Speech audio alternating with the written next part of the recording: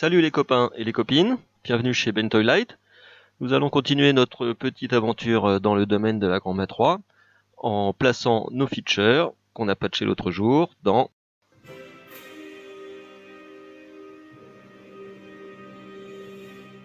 Donc nous étions sur le patch, j'ai bien patché mes 24 Viper.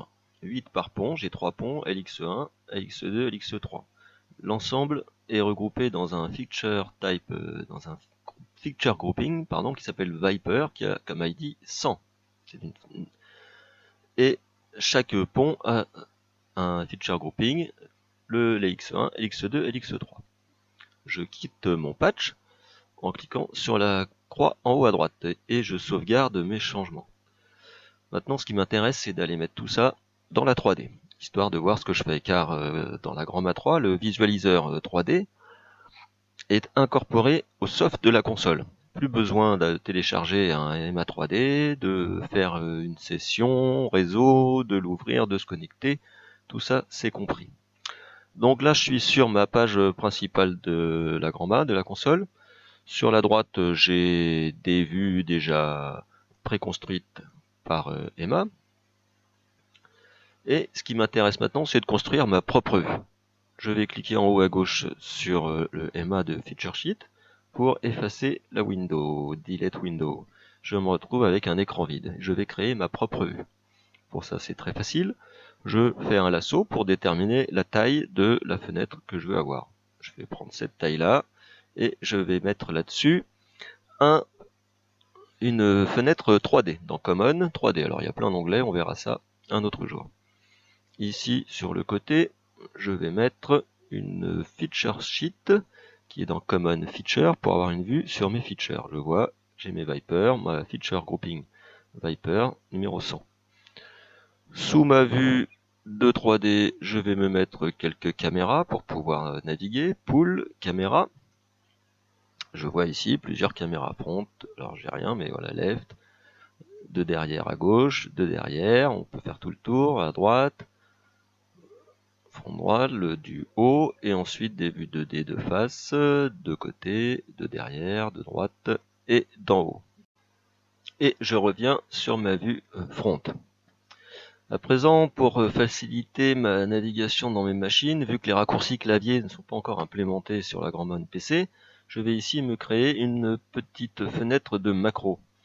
Alors les macros c'est très simple, c'est juste à permettre de rappeler, juste en appuyant sur une touche, un bouton, de rappeler une commande, plutôt que d'avoir à l'écrire ici dans la ligne de commande ou de faire des manipulations sur le panneau de commande. Donc je vais éditer ma première macro, il y a plusieurs solutions, forcément. La première, c'est de faire dans la barre de commande ici, Edit, macro 1. Ça m'ouvre ma page d'édition de macros. Bon, on verra ça un autre jour, les macros. Ce qui m'importe pour l'instant, c'est de faire import. Je vais importer une des macros qui est déjà préconfigurée dans la Grand Mat. Je vais importer la macro qui s'appelle Next. Donc dans la barre de recherche ici, j'écris Next. Je vois ici, il y a plusieurs Next. Ce qui m'intéresse, c'est le dernier, Next. Je ferme et j'ai maintenant ici ma macro Next. À côté, je vais mettre la macro Previews. Alors un autre moyen d'éditer cette macro, je vais ouvrir ma fenêtre de commande, je fais Edit, et pour aller chercher le bouton macro, je laisse appuyer sur MA, le bouton Shift, et ça m'ouvre les fonctions secondaires des boutons. Macro 1, donc si je veux modifier, macro 2. Je fais Please, je suis dans ma fenêtre d'édition de la macro 2, je vais importer la macro Previews.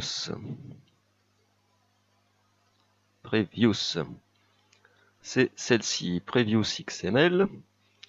La suivante, je peux toujours faire ma barre de commande Edit et ici fermer et appuyer là-dessus directement. Je retrouve, importe, je vais chercher la macro Up. Et enfin, une dernière méthode bien plus rapide, Emma a créé sur la console ce qu'ils appellent les swipey. Il suffit de cliquer sur un bouton et de décaler vers la gauche ou vers la droite ou vers le haut pour avoir accès à un certain nombre de commandes. Assign, Edit, Store, Label, Delete, Move et Copy. Ici, je vais choisir Edit. J'importe et je vais choisir ma macro Down. C'est celle-ci. Et enfin, pour la dernière, donc je glisse Edit, Import, Clear. Clear. Hop, j'ai mis une ligne de trop, je vais l'effacer. D'effacer, voilà. Et j'ai bien mes 5 macros, Next, Previous, Up, Down, Clear, qui vont me permettre de naviguer ici dans ma feature sheet. Pardon, c'est dur à dire. Alors, je clear. Ce qui m'intéresse à présent, c'est ma 3D.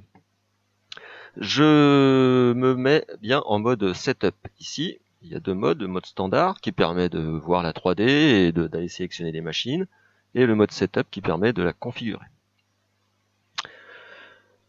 Il y a encore une fois, plusieurs manières de positionner ces machines. On peut les sélectionner une par une. Donc je vais aller chercher dans ma barre de commande, je vais taper la feature 111 par exemple, la première. Je vois ici, elle est sélectionnée, elle est jaune. Si je veux voir son numéro, je peux cliquer ici dans Show Label on Body. Et je vois que j'ai son numéro. Ici, j'ai bien mes encodeurs qui sont en position et en rotation. Donc barre intérieure, roue intérieure, roue extérieure. Il suffit que je tourne mes molettes pour donner une position à ma machine. Donc le X est positif vers la cour, négatif vers le jardin. Le Y est positif vers le lointain et négatif vers la face. Et le Z, évidemment, est positif vers le haut. Et je peux évidemment tourner ma machine sur l'axe des X pour la retourner vers le haut, sur l'axe des Y. Voilà. Si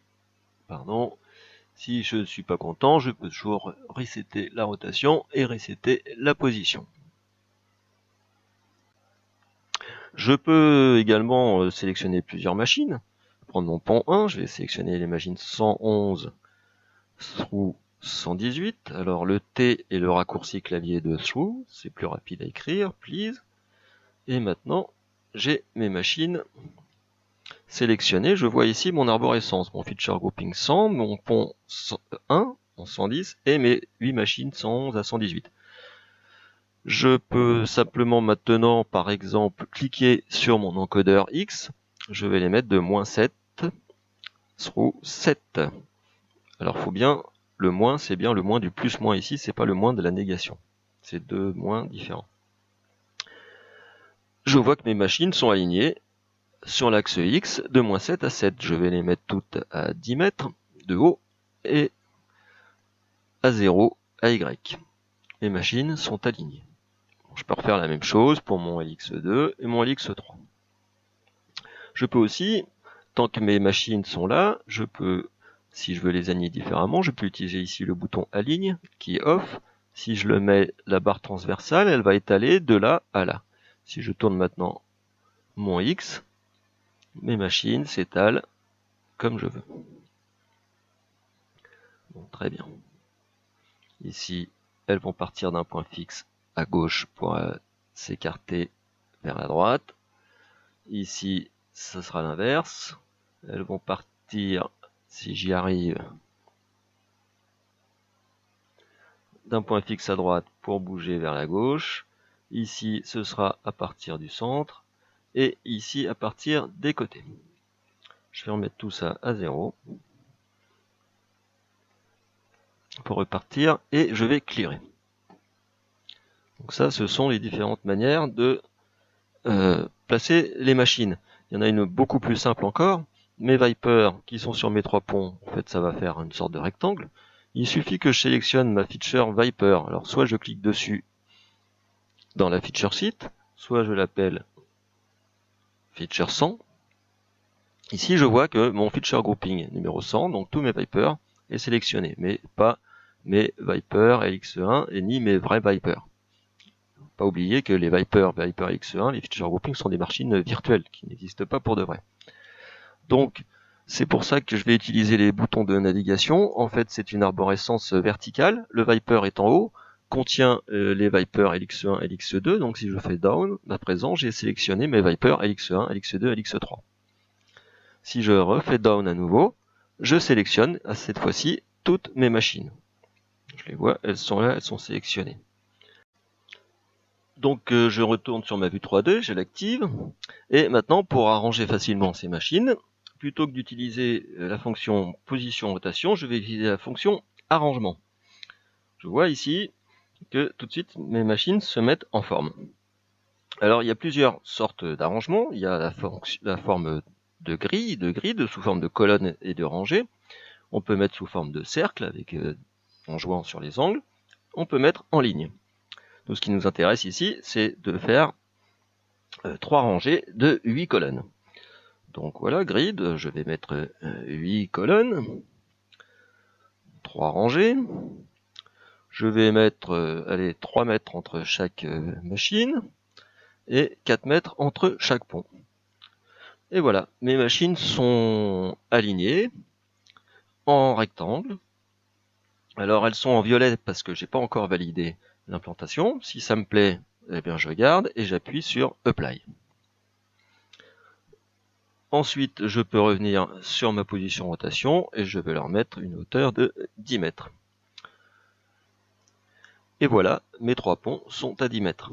Alors je vais dézoomer un peu pour voir mieux ce qui se passe. Un coup d'orbite pour voir de haut comment c'est organisé. Donc ici sur le côté on voit qu'il y a plusieurs fonctions qu'il suffit de rappeler pour naviguer dans la vue. Ça c'est l'outil sélection. Ici c'est l'outil follow pour pouvoir commander la position des projecteurs avec la souris, avec le doigt.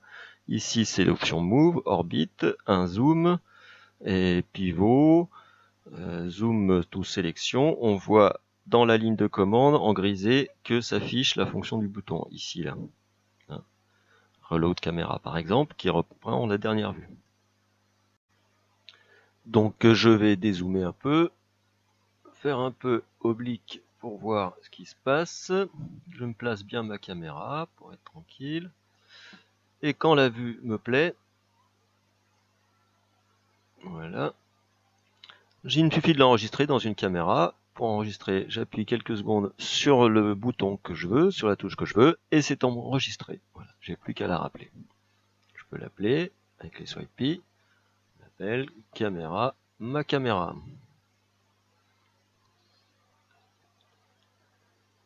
Alors, au passage, un petit amusant, quand on labelle, on peut ici mettre ce qu'on appelle un scribble.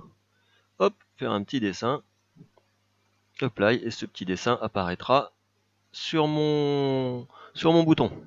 Clear pour l'effacer, Apply, et je ne l'ai plus. Et là, je constate en fait que mes ponts n'ont pas été mis dans le bon sens. Mon pont de face 111 est derrière et mon pont de lointain, de contre, est devant. Alors, tout simplement parce que quand j'ai fait mon arrangement, ici, donc mes machines sélectionnées, on est d'accord, ma première était la machine numéro 111. Et je lui ai dit ici de commencer en haut et d'aller vers le bas et d'aller de la gauche vers la droite en commençant par les X. Donc elle m'a arrangé ça comme ça. Moi j'aurais voulu que mon 111 soit ici. Il suffit pour ça que je sélectionne à nouveau mes machines. Alors je clear, je prends mes Viper, down, down, pour avoir toute ma grille. J'active. Et ici je choisis down, up et j'applique. Et immédiatement, ma machine 111 est passée devant, ma machine 131 est derrière, et ça m'a remis dans le bon sens. Je remets comme c'était, parce qu'il y a aussi une autre manière, donc 131 en haut. En fait, tout dépend de mon ordre de sélection, c'est la force du feature grouping. Si je sélectionne mon pont en 3 en premier, mon pont 2 ensuite, et mon pont 1 en dernier, down, pour sélectionner mes machines, et que maintenant, à nouveau, je fais mon arrangement, apply, je vois que mon pont de face est passé devant, mon pont et mon pont du lointain est repassé à sa place derrière. Et comme ça, je suis content. Je peux aussi également, je vais clearer, je vais prendre mon pont 3, je vais faire un petit dégradé sur mes ponts, je clique down, j'active et dans sa position, au lieu de le mettre à 10 mètres, je vais le mettre à 7 mètres. Et mon pont pont je clear, mon pont 2, down pour sélectionner les machines. Et je vais le mettre à 8,50 m. Et voilà, mes 3 ponts sont alignés en dégradé. Je n'ai plus à présent qu'à quitter le mode setup de la 3D pour me mettre en mode standard, à faire clear, à appeler ma feature 100,